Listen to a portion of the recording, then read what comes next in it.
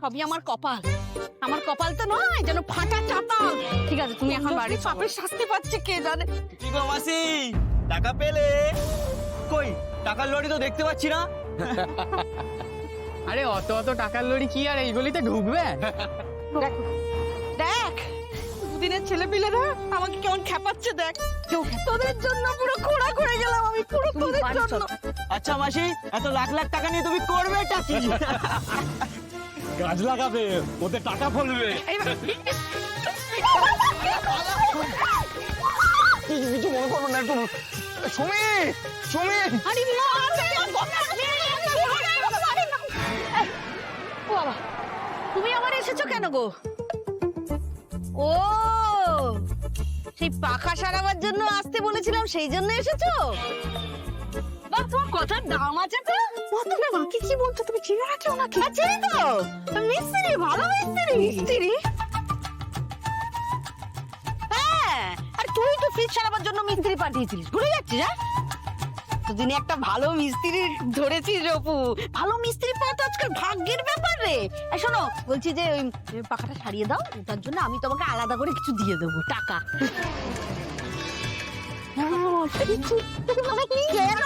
করবো তোর বাবা মুখ টুক টেপে ধরে সবসময় রাস্তার মধ্যে।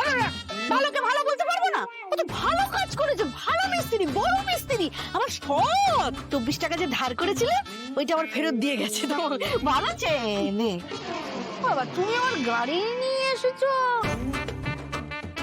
আপনি হলেন না? আমি তো বুঝতে পারছি না, 24 টাকা ধারও করবে আবার গাড়ি করে আসবে, ব্যাপারটা তো কিছু বুঝতে পারছি না। ড্রাইভারি করবো?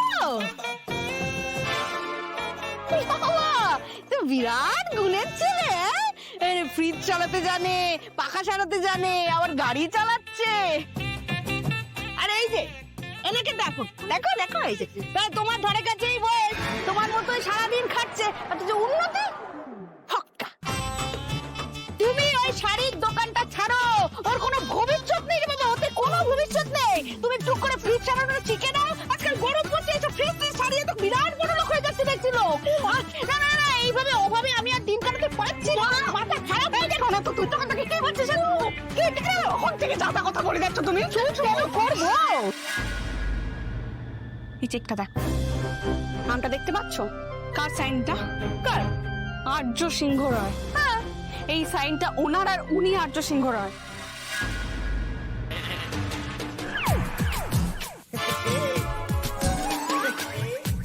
কি যে করো না তুমি, ওনাকে তুমি ফ্রিজ সারানোর মিস্ত্রি ভাবলে? আর একটা মানুষকে দেখেও তো বোঝা যায় নাকি?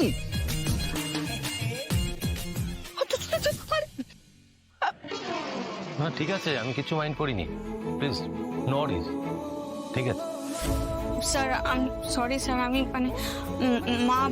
অপর্ণা, এটা একটা সামান্য মিসআন্ডারস্ট্যান্ডিং, এর জন্য তোমাকে ক্ষমা চাইতে হবে না। এই ব্যাপারটাকে এইখানেই শেষ কর। হ্যাঁ, এটা তো সারাই করতে হবে, আমি পরে সারাই করে দিয়ে যাবো। লজ্জা দেবেন না তো আমাকে। বসুন না আপনারা, বসুন, দাঁড়িয়ে আছেন কেন? বসুন। স্যার আসলে আপনি হালকা ভাবে বিষয়টা নিল, আমার ভীষণ লজ্জা করছে স্যার। সুমি যে কি করে একটা ভুল করলো, মানে ঠিক আছে, মিটে গেছে তো, আবার কেন একই কথা বলছেন? বাদ দিন না। না জেনে হলেও অন্যায় তো একটা হয়েছে, তাই না স্যার? কি বলতো তো স্যার, এই সব দোষ হচ্ছে এই অপুর। ওই তো চেকটা নিয়ে যেতে ভুলে গেল।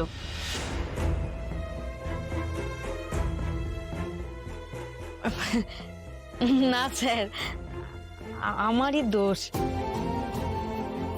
আসলে আমি না ওই চেকটা খাম থেকে বার করে লুকিয়ে রেখেছিলাম, আমারই অন্যায় হয়েছে স্যার। আসলে কি বলুন তো, ঘর দরের অবস্থা তো দেখছেন, এত অভাব আর ভালো লাগে না। দাঁড়া না, আপনি কিছু মনে করবেন না, আমি লোভ করিনি স্যার। কলকাতার এই গরম, একটা ফ্রিজ চলে না, এই ঢিকিস ঢিকিস করে পাকাই দেখুন, আবার এখন চলছেও না।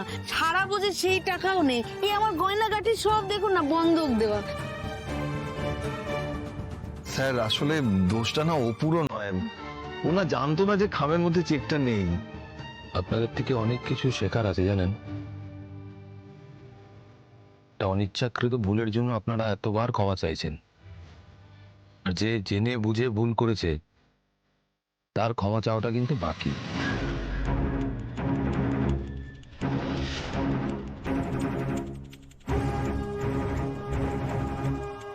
সরি। কিঙ্কর, তুমি কিছু শুনতে পেলে? আমি কিন্তু কিছু শুনতে পাইনি।